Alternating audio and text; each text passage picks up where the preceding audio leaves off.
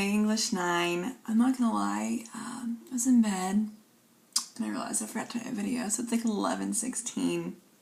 This is makeup still from church. It's gonna be an interesting video. I did also watch The Walking Dead, so my mind's reeling. If you do watch The Walking Dead and you didn't watch it last night, plug your ears, the rest of you. Glenn's alive. Let's take that in for a minute. He's alive. I love that show. Alright, English 9. This is the last video and you're going to have me in person. I'm kind of excited and kind of terrified, so bear with me. It's a short week. You have a presentation, I think today, the 23rd. So it's during third period. So third period, you're going to watch this on Tuesday. So just FYI. Unless you're watching it with your friends at lunch, which also awesome. No vocab this week, so it's a short week. English 9, you're doing something called blackout poetry. Now I'm going to spend some time on that during this video. Our next big unit when I return is poetry. It can be very daunting and overwhelming and scary because people don't know what to write about, how to write it. So, certain poems, we learned about the haikus and the sonnets, and we learned about those genres already. So poetry can be very overwhelming. So to take that overwhelmingness away, I'm going to give you a piece of paper with words already on it, and you're going to create poetry with those words. You don't have to go with your own words. You have to find your own sequence, but that's about it. I've put a lot of videos and links on my website for you. It says, let's see, videos, Mrs. Berman's video. I've taught this lesson before, and we had iPads. It was a little different, but it was so cool. I really hope it turns out this awesome with you guys as well. I also have another one below that. It's all example video, and it's a TED Talks. They actually took pictures of all of them, and it can also show you different ways to decorate the paper, so you don't have to just do blackout with a marker. You could do different colors, and you'll see more about that in a second. And then the more information is actually how I came up with all of this idea. Austin Kleon is his name. He has this saying, "Steal like an artist," and he'd always read the newspaper, and he would start circling certain words. And he would make sequences and kind of like for his own fun and began documenting it. And he makes a lot of money. So he has there was a blackout poetry, it was a blackout newspaper, it was the first edition of book he did. And then it was Steal Like an Artist. And all these different things. So he's made a career out of people's words, but making an artistic swing on them. So very creative, very different. I follow him on Instagram. He's really cool to follow.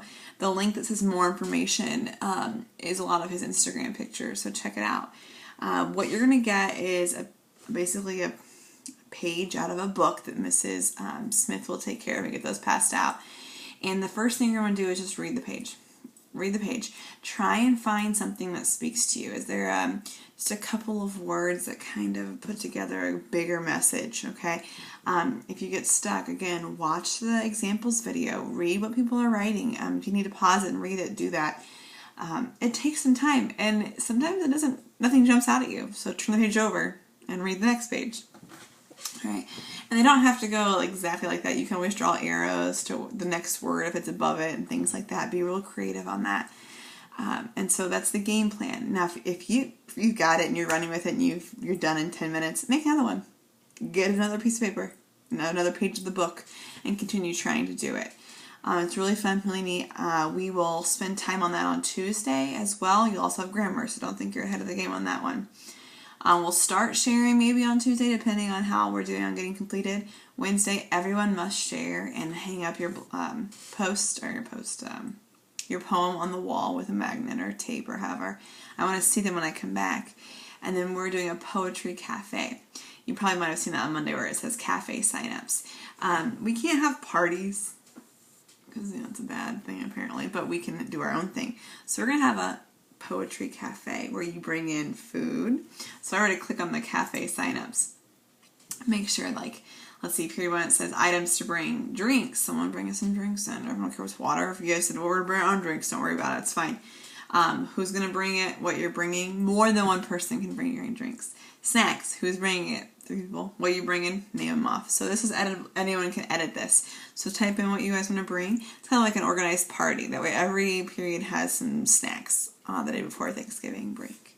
So enjoy that. And so when you're sharing, you can kind of listen to other than snap like a poetry cafe would. I know, silly, but hey, there's food involved and some creativity. So I'm all about it. All right, so that's your week. We're doing a lot of poetry, a lot of eating, and some grammar. I can't wait to see you all when I get back. Make sure you behave. And now I think what we're going to get started is watching the videos. Mrs. Smith, go ahead and watch the Mrs. Berman, the examples, and then I will go ahead and open the more information link and let them look through that, and then sign up for your cafes.